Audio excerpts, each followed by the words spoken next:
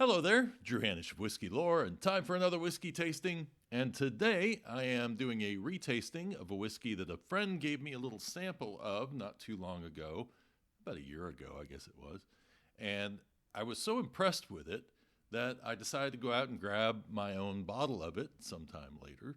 But I have yet to re-review it since I actually have purchased the new bottle. So why don't I go ahead and do that today?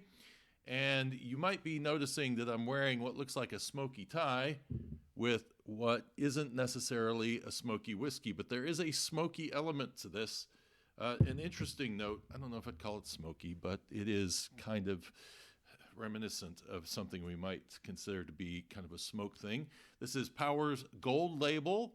This is a very inexpensive whiskey. I am finding this between $25 and $30, probably closer to $25. And so this definitely goes in the value category. And as I said, I'm really only going to be jumping in doing tastings of whiskeys from now on that I'm a fan of in some way, shape, or form. May still be a new whiskey, maybe an old favorite that I go back to. But this was one of those that really stood out to me when it comes to quality in something in this price range. And when I think $25, I'm starting to think of like Elijah Craig and, whiskeys in that range. Also thinking of like a Shackleton or something like that. Those are whiskeys that I would consider to be something in that price range that would be a quality whiskey. And so this one, going into the Irish market, the nice thing about Irish whiskey is it usually tends to be a little less expensive than going out and buying a Scotch whiskey, but it's still probably going to be more than buying a American bourbon that is a value brand. But I don't think this is going to break your budget. What I love about this whiskey, now that I actually have a bottle and I can read what's on it, is that it is non-chill filtered, which I think that's also a big plus for this particular whiskey. It also is not cheating the ABV. It is at 43.2%, so it's actually a little bit above the minimum, and I think that serves it well. Now, Powers' history, the Johns Lane Distillery, their date goes all the way back to 1791, although there was talk that the distillery was around before that, or there was some distilling going on in the Powers family before that. The gold label is something that came about in 1889, and that was an attempt to try to create basically a bottle that you could test your bonded version of the whiskey. Now, when I say bonded, in Ireland, bonding is different in terms of you would go to a bonder, what you might think of as a wholesale distributor at that same time here in the U.S., who is basically sourcing all the whiskey from all of these different distilleries and who are packaging it and shipping it out, because in Ireland during that time period, nobody was putting out their own whiskeys. They were using these bonders to do it instead. And that practice went all the way up until the 1970s. And that's why something like Jameson, as a bottle labeled Jameson coming from the distillery itself, is actually a new phenomenon. We say new phenomenon, it's 54 years, but it was only around 1970 that Jameson was actually starting to be bottled. No matter what Mad Men puts into their episodes, they did some great research on that show, but they were a little bit off in terms of putting Jameson in bottles on the shelf there in the 1960s, because it wasn't until around 70 that they actually started putting this whiskey out. And so back to the gold label, the idea behind this was, they were getting complaints, and when you start getting complaints, you got to find a way to satisfy your customer, even if you're not selling directly to them. So what Powers decided to do was create a mini bottle, the first mini bottle we know of, filled that whiskey into that bottle, and then people could buy it not to drink the mini bottle, but instead to compare, like we do today when we're doing tastings, or like my Matchup Mondays. And it was a chance for you to taste to see how honest your bonder was, because you could probably buy Powers through 2 or 3 different bonders potentially, depending on how many agreements they set out. And so that was really the concept behind it. It wasn't because they wanted to be the first to make mini bottles. I hear that occasionally, and that is not the case. It was more that they wanted their customers to be able to have a baseline with that miniature bottle to know whether they were being cheated by getting watered down whiskey from their bonder or they were blending with something else. Now, Gold Label was a pot still whiskey, and pot still whiskeys are going to be a heavier consistency.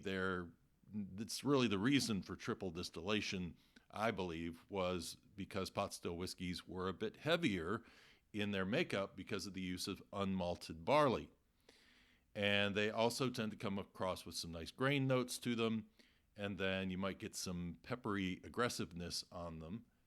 And what has happened since then is probably what the bonders used to do, which is take that triple distilled pot still whiskey from Powers and blend a little bit of it with some grain whiskey. So the grain whiskey is in Ireland considered to be your base.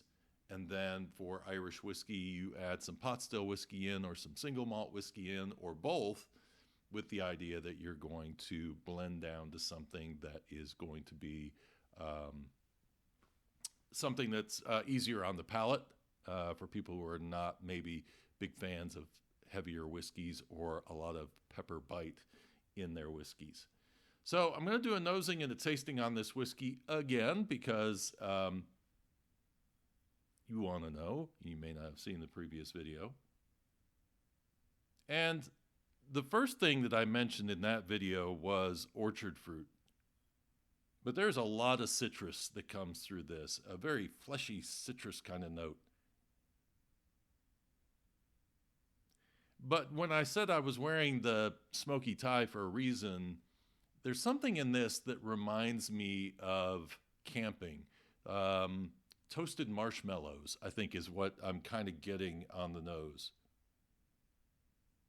Now, this has been aged in second and third fill bourbon barrels, so not a lot of aggressive character necessarily coming from those barrels, but enough to give it some color and to give it a little bit of a scent of that vanilla. When I say marshmallow, I think it's because I'm pulling in some of that kind of candied vanilla scent.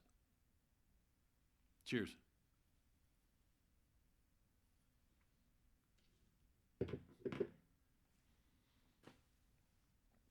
What really impresses me about this whiskey is the mouthfeel. Thank you for the non-chill filtering. It is very flavorful. If there is a drawback to this whiskey, it comes during the finish where you get some of the oak tannins coming through. So there's like a little bitterness that jumps on the palate along with the peppery note, but the peppery note is not overly aggressive. But like I say, kind of an oak note that lingers and isn't probably my favorite in the world in terms of lingering aftertaste. Probably going to make you want to go get yourself another drink to kind of cover it up for a moment.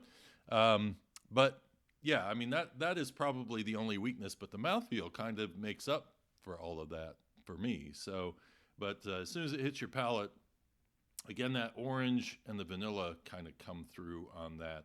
And I think this is a great introductory whiskey for people if they want to take and dip their toe in the world of Irish whiskey. You could start with Jameson if you want to.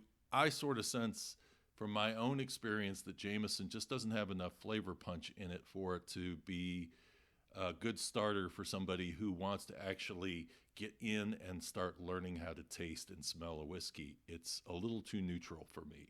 So Powers is a really great direction to go, and you're not going to blow a whole lot of money on it. I think it's a really good starter whiskey. I hope you enjoyed this. Please subscribe if you want to watch more of these videos down the road, and leave your comments below. Always love those. Watch out soon because whiskey-lore.com, I'm going to be putting some distillery profiles out there because you guys are doing bracketology right now, and that is helping me figure out which distilleries you guys want to learn more information about. So a bunch of cool stuff coming down the road for you. And until next time, cheers and Slán Java.